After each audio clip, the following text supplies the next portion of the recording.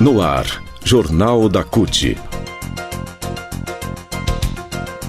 Notícias, Giro sindical, direitos, mundo do trabalho, política, economia, saúde. Aqui, a classe trabalhadora tem voz. Olá Brasil, eu sou o André Acarini, o Jornal da CUT começa agora e hoje traz os seguintes assuntos. Desemprego cai para 7,9% no segundo trimestre deste ano, é a menor taxa desde 2022. Senado aprova voto de qualidade no CARF, que pode evitar sonegação de impostos. Economia, classe média teve a renda mais afetada entre os brasileiros nos últimos anos. E ainda, Brasil enfrenta nova onda de variante de Covid que pode durar até 6 semanas. Assuntos que você confere a partir de agora aqui no Jornal da CUT.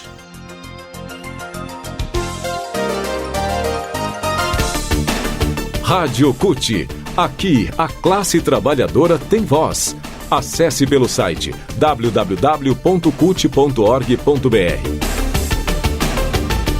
Dados sobre o mercado de trabalho, o desemprego caiu no segundo trimestre de 2023 e no ano o número de empregados com carteira de trabalho assinada no setor privado aumentou. O índice de pessoas que trabalham sem carteira assinada e os que trabalham por conta própria ficou estável e a taxa de desocupação também caiu. A renda dos trabalhadores, por outro lado, cresceu.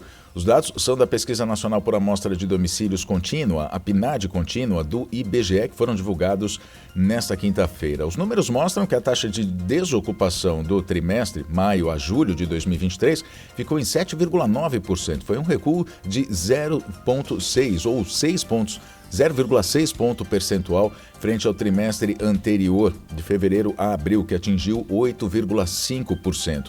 Ao todo, 573 mil pessoas foram retiradas da fila do desemprego. Na comparação anual, 1.360.000 pessoas ocupadas a mais, um aumento de 13,8%. Em relação ao trimestre móvel de 2022, que se situava em 9,1%, o mesmo período do ano passado, esse novo índice representa uma queda de 1,2 ponto percentual.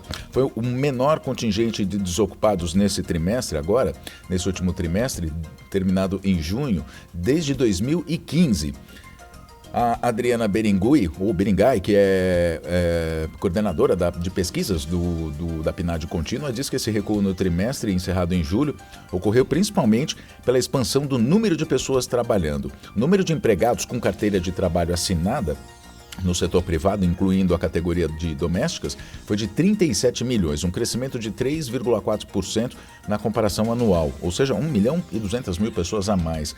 O número de empregados sem carteira assinada no setor privado cresceu 4% em relação ao trimestre anterior, mais 503 mil pessoas e ficou estável em comparação com o ano. O número de trabalhadores por conta própria, 25.200.000 pessoas, ficou estável também em relação ao trimestre anterior e caiu 2,5% no ano. O rendimento real habitual dos trabalhadores, R$ 2.935, essa é a média, ficou estável no trimestre e cresceu 5,1% em relação ao ano passado. Números do desemprego em queda, então, dados do IBGE aqui no Jornal da CUT. Notícias. O Senado Federal aprovou nesta quarta-feira, dia 30, o projeto que traz de volta o voto de qualidade que favorece o governo federal em situações de empate nas deliberações do Conselho de Administração de Recursos Fiscais, o CARF. O voto de Minerva por parte do governo tinha sido retirado em 2020 por Jair Bolsonaro. A proposta foi aprovada por uma margem de 34 votos a favor contra 27 contrários. Agora, segue para a apreciação do presidente Lula para sanção dessa lei. Os senadores mantiveram o teor da versão aprovada pela Câmara dos Deputados. Isso aconteceu em julho deste ano, aliás. O fim do voto de qualidade, quando o Bolsonaro tirou, acabou favorecendo quem? Grandes empresas que evitavam a cobrança de impostos nas ações que contestavam questões tributárias, já que o Conselho é composto por representantes do empresariado e de representantes da Fazenda Nacional. Segundo a vice-presidenta da CUT, a Juvândia Moreira, desde que o voto de qualidade foi extinto, pelo menos 126 empresas foram favorecidas com R$1 trilhão. Isso mesmo. Antes da aprovação pelo Senado, Juvândia, que também é presidenta da Contraf CUT, tinha dito que como estava, era ótimo para quem sonega e péssimo para o Tesouro Nacional, ou seja, era a raposa cuidando do galinheiro. De acordo com estimativas da equipe econômica do governo, A medida tem potencial de adicionar até 50 bilhões de reais aos cofres públicos por meio de incremento na arrecadação. Esse aumento na arrecadação, que é fruto do projeto, é de suma importância em meio ao novo cenário de diretrizes fiscais, as quais conectam o aumento das despesas ao aumento na receita pública. Só para a gente entender então como era o CARF, toda vez que uma empresa, por exemplo, era acionada em cobranças de impostos, enfim, acabava não pagando imposto, acabava sonegando imposto, aí isso ia parar lá no CARF, havia um julgamento e se desse empate em relação a esse julgamento, o voto de Minerva não era do governo, ou seja, favorecia as empresas eram anistiadas na questão do pagamento de impostos. E agora com o voto de qualidade, então, esse voto de Minerva, voltando para o governo, há aí um potencial de aumento na arrecadação, já que as empresas serão obrigadas a pagar os impostos que elas devem. Economia. Falar sobre renda, a desigualdade de renda entre os brasileiros é maior do que mostram as pesquisas por amostra de domicílios. A constatação é de um estudo que foi feito pela Fundação Getúlio Vargas deste ano para captar um retrato mais autêntico da disparidade. Combinou a base de dados do Imposto de Renda Pessoa Física de 2020, os mais recentes disponibilizados pela Receita Federal, a PNAD contínua que é feita pelo IBGE. A inclusão desses dados do imposto de renda no cálculo da desigualdade piorou a situação do Brasil no contexto internacional. Quem explica é o diretor da FGV Social, o Marcelo Neri.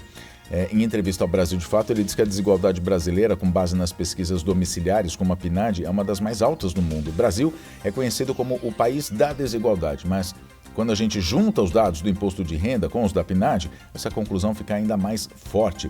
Isso porque, diferente da PNAD, a declaração do imposto de renda é o que, de fato, revela os fluxos de renda, patrimônio e acúmulo de riqueza das pessoas físicas. Assim, o chamado índice de Gini, que ficou em 0,6 na metodologia usual, chegou a 0,7 no primeiro ano da pandemia. Quanto mais próximo do zero, menos desigual é uma nação, é um país, é uma região. Cada 0,03 pontos equivale a uma grande mudança de desigualdade. O mapa da riqueza no Brasil, elaborado pelos pesquisadores da FGV Social, tanto Marcelo Neri como o Marcos Heschker, ele aponta, esse relatório aponta não apenas a desigualdade aumentou, assim como a chamada classe média, que corresponde a cerca de metade da população, foi a maior perdedora. Na outra ponta, o grupo dos 1% mais ricos tiveram 1,5% de perda na renda, o que equivale a 1/3 comparado à maioria. Os mais pobres, diz o economista da FGV, conseguiram manter a renda porque foi na época do auxílio emergencial que protegeu os mais pobres. Agora, o grupo do meio, que não tinha nem auxílio nem renda financeira, como os mais ricos, acabou sendo mais penalizado de forma disparada. Essa é a fotografia da pandemia e da desigualdade incorporando os dados do imposto de renda. Vale lembrar que esse dado, então, foi feito com os dados do imposto de renda, esse relatório foi feito com dados do imposto de renda nos últimos anos. Não inclui agora 2023, mas mostra que mesmo na pandemia, enfim, e com a política econômica que vinha sendo tocada pelo governo anterior, o que aconteceu foi que a classe média foi uma das grandes afetadas na economia. Notícias. E por falar em pandemia, o Brasil enfrenta... Calma que não estamos numa pandemia de volta, mas o Brasil está enfrentando uma nova onda de uma variante da Covid que pode durar até 6 semanas. Isso aconteceu agora nas primeiras semanas de agosto, quando houve um aumento na taxa de testes positivos para a Covid-19. Isso foi verificado com 2 relatórios independentes que foram divulgados nessa quarta-feira, dia 30. Esses levantamentos mostraram um aumento médio de cerca de 7 pontos percentuais, o que significa que o número de pessoas que testaram positivo para o vírus SARS-CoV-2, o vírus da Covid, dobrou desde o início do mês. O levantamento da Associação Brasileira de Medicina Diagnóstica, a Abramed, que representa laboratórios e clínicas privadas, mostra o aumento de testes positivos em 7,5%. De 29 de julho a 4 de agosto, eram 6,3% e subiram para 13,8% na semana entre 12 e 18 de agosto. A outra fonte é o Instituto Todos pela Saúde, que analisa dados dos laboratórios DASA, DB Molecular, Fleury, Hospital Albert Einstein, entre outros. Esse instituto registrou um aumento de 8,3% nos testes positivos, subiu de 7% para 15,3% entre as semanas encerradas em 22 de julho e 19 de agosto. Segundo o Instituto Todos pela Saúde, os percentuais mais elevados são observados nas faixas etárias entre 49 e 59 anos. E isso significa 21,4%, né, dos resultados, e acima de 80 anos, 20,9%. Esse resultado é atribuído à circulação da subvariante Ômicron, então, a gente dá o nome a ela, né, ela se chama Aedes, que é altamente transmissível, mas não está associada a casos graves ou mortes.